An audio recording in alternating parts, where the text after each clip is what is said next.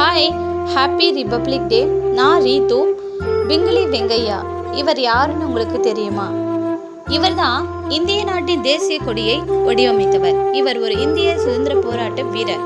1921 விஜயவாடாவில் இந்திய தேசிய காங்கிரஸ் கூட்டத்தில் மகாத்மாவை சந்தித்து தனது புத்தகத்தையும் தான் வடிவமைத்த கொடியின் வடிவப்புகளையும் காந்தியிடம் காட்டினார். தலைமுறைகள் கடந்தாலும் எழுச்சியுற செய்த வகையில் ஒரு புதிய தேசிய கொடியை உருவாக்குமாறு அவரை கேட்டுக்கொண்டார் காந்தி.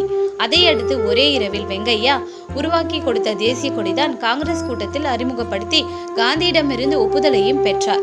பிங்கிலி வெங்கையா வடிவமைத்த கொடியில் வெண்மை நிறத்தின் நடுவே முதலில் கைராட்டை சின்னம் தான் இருந்தது.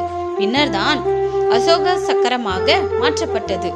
இந்த வடிவமைப்பு தான் தற்போது வரை பின்பற்றப்பட்டு வருகிறது. பிங்கிலி வெங்கையா வடிவமைத்த மூவர்ண கொடிதான் தற்போது இந்தியாவில் தேசிய கொடியாக பட்டொலி வீசி பறக்கிறது.